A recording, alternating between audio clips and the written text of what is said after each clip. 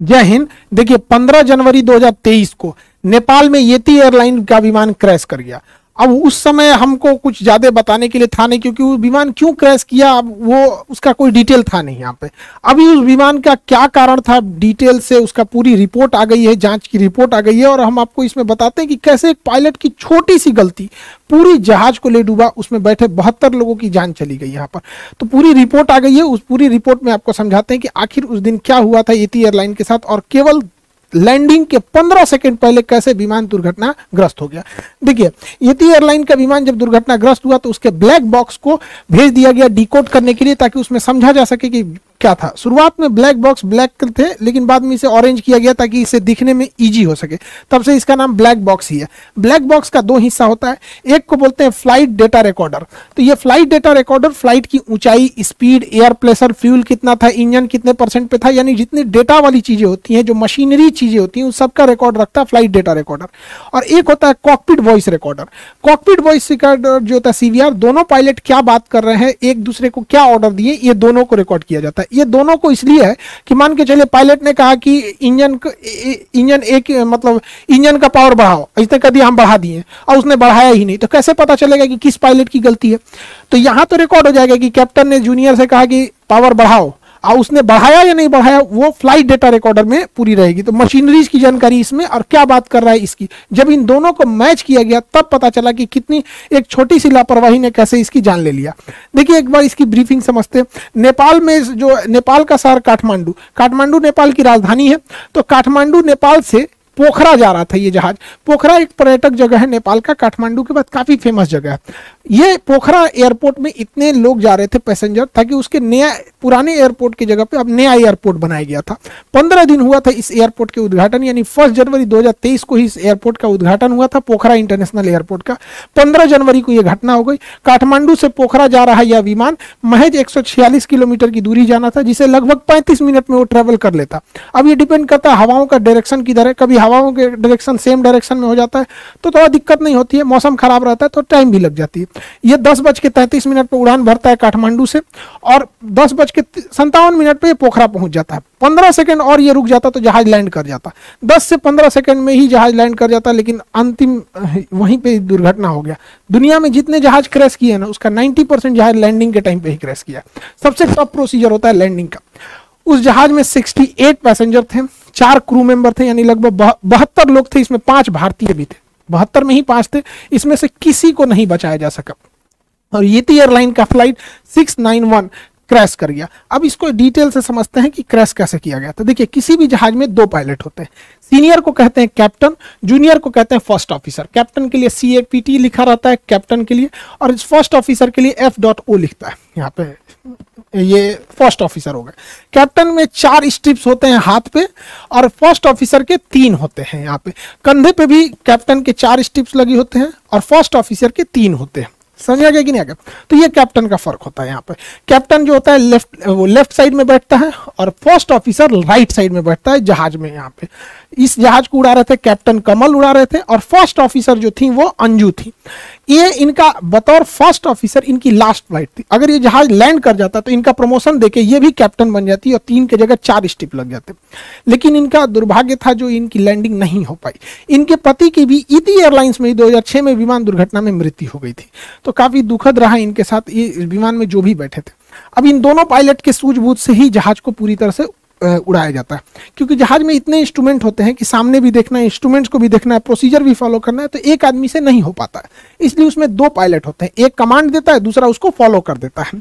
तो यही हो रहा था यहाँ पे। चेक प्रोसीजर बहुत जरूरी होता है, चेक लिस्ट फॉलो करना होता है। जब जहाज लैंडिंग के लिए आती है तो कैप्टन जो होता है वो सीधे लाइन अप कर लेता है, फर्स्ट ऑफिसर को वो अपना ऑर्डर करते रहता है कि इंजन पावर को घटाना है। तो यह इसका एक विमान में चेकलिस्ट प्रोसीजर है।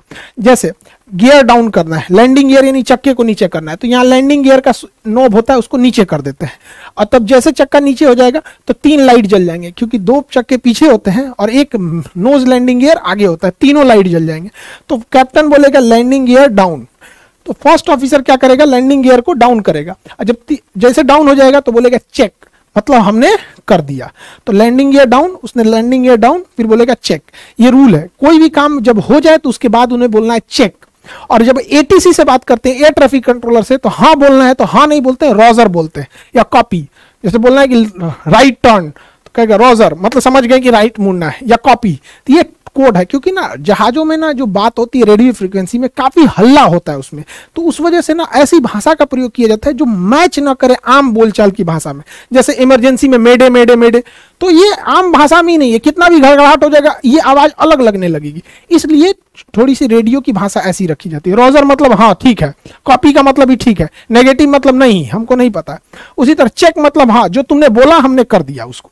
तो उसने बोला landing gear, altitude 500 feet, captain ने बोला कि इसके काम करो, जहाज की एल्टीट्यूड को, ऊंचाई को 500 फीट करो, तो उसने 500 फीट भर दिया, उसके बोल दिया चेक, मतलब हमने कर दिया।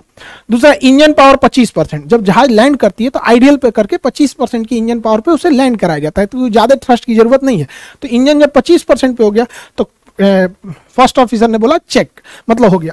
यही गलती हुई चौथे यहां प्रोसीजर में, चौथे में क्या दिक्कत हुआ, कैप्टन ने बोला फ्लैप 30 डिग्री, फ्लैप्स होता है विंग्स का निचला भाग, अभी आगे समझाएंगे, वीडियो में भी दिखाएंगे, उसको 30 डिग्री पे घुमा दो।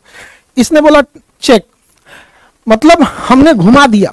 लेकिन जब कॉकपिट वॉइस रिकॉर्डर और फ्लाइट डेटा रिकॉर्डर यानी ब्लैक बॉक्स में पता चला, तो पता चला कि बोला गया कि फ्लैप 30 डिग्री करना है, और को पायलट ने भी कह दिया कि चेक, लेकिन उसने 30 डिग्री किया नहीं था।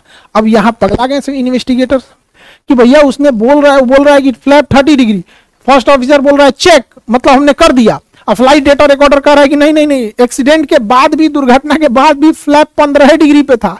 तब सब छाती पीट रहा है, ससुरात नहीं, जब फ्लैपवा 15 डिग्री पे था तो कौन बटन या दाब की इधरिया से बोल दिया कि चेक, मतलब ये दूसरा कोनो बटन दाब दिया है। इतना तो कंफर्म था। अब जांच के बाद पता चलती है, देखते हैं कैसे होता है, आगे समझिए। यहाँ पे देखिए, जैसे ये पोखरा एयरपोर्ट पे पहुंचे तो एटीसी एयर ट्रैफिक कंट्रोलर ने कहा कि आप रनवे 30 पे लैंड कर जाइए। अभी हम रनवे का भी एंगल बता देते हैं, 30 पे उतर जाइए। तो इन्होंने कहा कि हम रनवे 30 पे नहीं आ पाएंगे, हम घुमा के आते हैं रनवे 12 पर, रनवे 12 पर उतरेंगे। तो एटीसी ने कहा ठीक है, आप एयरपोर्ट का एक चक्कर लगाइए, इस साइड से उतरिए, और यहीं पे विमान दुर्घटना हो गया।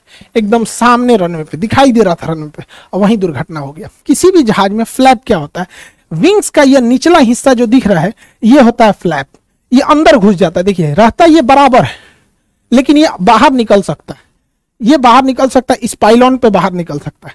थोड़ा सा निकलता है तो कहते हैं 15 डिग्री निकला है, और निकल गया तो कहते हैं 30 डिग्री निकला है। ये जितना ज्यादा निकलेगा हवाओं को उतना रोकेगा, फड़फड़ फड़फड़ करेगी जहाज, फड़फड़ फड़फड़। इसलिए जब ये लैंडिंग के टाइम उतरता है, जब रोकने के टाइम पे होता है, तभी इसको नीचे किया जाता है। फुल स्पीड में इसको नीचे करेंगे, जहाज ऐसे डिसबैलेंस हो जाएगा। तो इससे हम लोग नॉर्मल 0 डिग्री पे रखते हैं। इसको यहाँ पर मेंटेन करने के लिए फ्लैप लीवर होता है जहाज में, जिससे ये कंट्रोल किया जाता है। यही पूरे गड़बड़ का कारण है जहाज को गिरने में। समझिए कैसे, इसको वीडियो से समझते हैं हम लोग। यहाँ समझिए, ये फ्लाइट है, ये रडार है, यही रडार पूरी तरह से उसको जांच करता है जहाज कहाँ गया। यहाँ पर फ्लाइट जैसे ये टेक ऑफ करती है तो फ्लैप थोड़ा सा नीचे रहता है। देखिए फ्लाइट में आप फिजिक्स में पढ़े होंगे, जहाज की परछाई क्यों नहीं बनती है, विवर्तन के कारण परछाई नहीं बनती है। ये फ्लाइट उड़ गई, यहाँ नीचे आपको VOR दिखेगा जो जहाजों को दाहिने बाएं बताता है। ये है VOR, यही बताता है कि वे पॉइंट किधर है, बहुत जरूरी वो चीज होता है। ये नीचे दूसरी जहाजें हैं, सब पूरी एयरपोर्ट का व्यू है। देखिए जब जहाजें उड़ती हैं तो फ्लैप को हल्का सा नीचे रखा जाता है, लेकिन वापस फ्लैप को खींच लेता है। देखिए जहाज को पायलट जो है ना, इसको खींच रहा है, इसको वापस खींच के बराबर कर दिया ताकि हवाओं का ड्रैग कम से कम लगे, हवाओं का झटका कम से कम लगे। देखिए एकदम 0 डिग्री पे एकदम बराबर कर दिया है फ्लैप को, लेकिन उतरने के टाइम इसको कम करेगा। आप गौर से देखिएगा, पूरा फ्लैप बराबर है एकदम। अगर बराबर नहीं रहेगा ना, इतना जोर से हवा लगेगा, बादलों से टकराएगा कि जहाज पलट जाएगा यहाँ पे, इसलिए इसे बराबर रख। देखिए एयरपोर्ट, अब इसको नीचे किया जाएगा, एयरपोर्ट के पास आ गया, देखिए इसको 15 डिग्री झुका रहा है। जैसे जैसे ये एयरपोर्ट के पास जाएगा, इसको और झुका के 30 डिग्री लेके चला जाएगा। अभी तो रनवे से थोड़ा दूर है, पास आएगा तो और एकदम नीचे कर देगा। अब ये नीचे से हवाओं को रोक के स्पीड कम करेगा, और जैसे ये लैंड कर जाएगा यहाँ पे, नीचे से हवाओं को रोकने लगा। अब ये ऊपर से स्पॉइलर खुल जाएगा, ये ऊपर से हवा को रोक रहा है, वो नीचे से हवाओं को रोक रहा है। फ्लैप बहुत जरूरी होता है, ये हवाओं, ये नीचे से रुकता है, स्पॉइलर ऊपर से। जब जहाज रुक जाती है तो स्पॉइलर को नीचे कर देते हैं और फ्लैप को भी रिट्रैक्ट कर लिया जाता है। बड़ा मेहनत से जहाज से एक एक वीडियो बनाना पड़ता है, ये सब चीजों को प्रॉपर एंगल से मिलेगा तब। कभी कभी बैठने के पता चलता है कि इस एंगल पे शूट करना चाहिए, उस एंगल पे उतना सीट ही नहीं मिल पाया प्रॉपर। तो आप ये फ्लैप को समझ गए कि फ्लैप रोकने के लिए बहुत काम करता है। स्पॉइलर ऊपर की ओर उठता है, वो ऊपर से हवाओं को रोकता है, ये नीचे से रोकता है।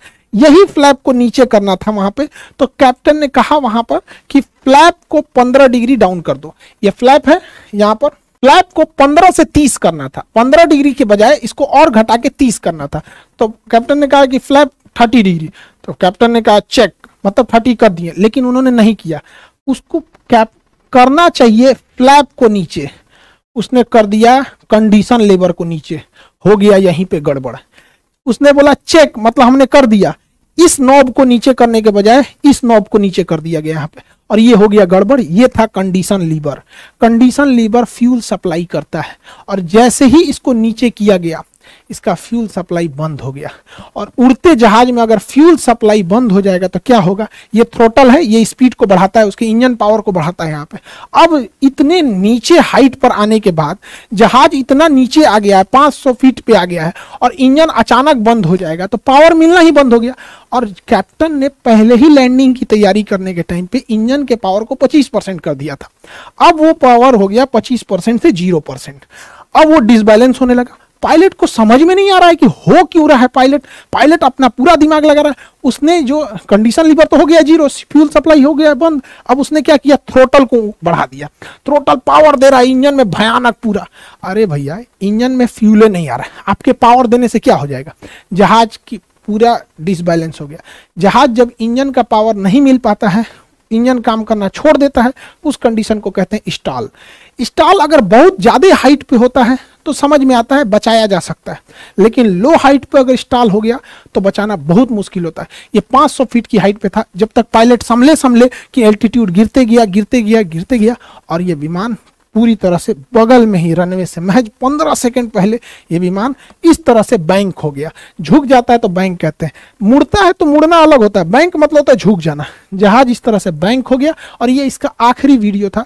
एक लाइव भी वीडियो इसके चलाया जा रहा था, बहुत दुखद वीडियो, जिसके बाद ये दुर्घटनाग्रस्त हो गया और प्लेन में आग लग गई। विमान दुर्घटना में ज्यादातर जो मौत होती है वो आग लगने से होती है, क्योंकि आग इतना तेज लग जाता है, जहाज में निकलने का जगह बहुत पतला रहता है, सारे लोग झुलस जाते हैं। और इतने लोगों को उनके सपने भी, सबके अपने जीवन के सपने होते हैं, वो सब चकनाचूर हो गए एक छोटी सी गलती से। अब इसको समझते हैं पायलट से ऐसी गलती क्यों हुई। देखिए, ऐसी गलती ना हो इसलिए विमान कंपनियां जानबूझ के इस लीवर को छोटा रखती हैं, इसे बड़ा रखती हैं, ताकि पहचानने में दिक्कत ना हो फ्लैप को। दूसरा, फ्लैप अगर पीछे करना है तो इसे उठा के उसके बाद पीछे किया जाता है, जबकि कंडीशन लेबर में लॉकिंग सिस्टम अलग होता है, इसमें डबल लॉक होता है। यहाँ से पायलट को अगर कंडीशन लेबर को नीचे करना है, हो सकता है कि किसी एक इंजन में आग लग गया हो तो उस इंजन को बंद कर दिया जाता है, इसलिए इसके दोनों का अलग अलग लॉकिंग होता है। यहाँ पर अलग अलग लॉक करने के लिए होता है, इसमें अलग अलग नहीं, कॉमन होता है एक ही बार। अब पायलट को कैसे ये कंफ्यूजन हुआ कि इसको पीछे करने के पहले इसमें दोनों हाथ लगाया होगा, दोनों हाथ से ये लॉकिंग लीवर को ऊपर खींचा होगा, उसके बाद पीछे किया होगा, फिर भी उसको ध्यान नहीं आया कि लॉकिंग लीवर तो हम कंडीशन लीवर के लिए करते हैं, फ्लैप के लिए तो बस इसको उठा के पीछे किया जाता है। यहाँ पे एक यहाँ गलती हुई, मान के चलिए ये गलती हो गई तो पायलट को कोई ना कोई अलार्म तो मिलना चाहिए ना। अलार्म आखिर ये कहीं ना कहीं इंडिकेट तो होना चाहिए कि फ्यूल सप्लाई बंद हो चुकी है। तो यहाँ गड़बड़ी हो गया, ये डिस्प्ले इतना ज़्यादा होता है और इसमें फ्यूल सबसे छोटा दिखाया जाता है। ये इतने डिस्प्ले में एक होता है प्राइमरी फ्लाइट डिस्प्ले, ये होता है इसमें जहाज की एल्टीट्यूड कितनी है, उसका वर्टिकल स्पीड कितना है, स्पीड कितनी है, विंड डायरेक्शन कितना है, ये सब चीज़ें, बाहर का टेम्परेचर क्या है, ये सब इसमें दिखाता है। ये दो होता है, कैप्टन के लिए भी होता है, फ्लाइट ऑफिसर के लिए, उसे प्राइमरी फ्लाइट डिस्प्ले कहते हैं। तो ये पीएफडी डिस्प्ले होता है, इसके बगल में नेविगेशन डिस्प्ले होता है। इसमें जहाज दोनों साइड में होता है, नेविगेशन डिस्प्ले दोनों साइड में। इसमें जहाज किस डायरेक्शन में जा रहा है, उस कितना एंगल पे उड़ रहा है, और आगे बादल है या नहीं, मौसम खराब है कि नहीं, ये नेविगेशन डिस्प्ले पे दिखाता है। वे पॉइंट कहाँ से दाहिने और बाएं मुड़ना है। अब इसके बीचों बीच में एक डिस्प्ले होता है जिसे कहते हैं engine status display. Engine status, इसी में फ्यूल दिखाता है। अब बताइए, इतना छोटा है इंजन स्टेटस, इसको हम बड़ा करके यहाँ जूम करते हैं। देखिए, इतना बड़ा स्क्रीन है, इसमें दिखा रहा है कि जहाज का इंजन, एक नंबर इंजन 21% पे है, दूसरा भी 21% पे है। इंजन का जो धुआं निकल रहा है, उसकी जो वो है आपका टेम्परेचर, उसका 459, इसका 461 डिग्री, ये टेम्परेचर दिखा रहा है। फ्यूल कहाँ दिखाता है, तो यहाँ दिखाता है कि इसमें 1453 लीटर फ्यूल है। इतना छोटे एरिया में दिखा रहा है। अब तो हम यहाँ बड़ा करके दिखा रहे हैं ना। आप सोचिए, नेविगेशन डिस्प्ले में यहीं पे दिखाता है, ये रहा फ्यूल, अब पायलट को उतना ध्यान नहीं जाता है यहाँ पर, इतना छोटा सा ये navigation display, engine status display.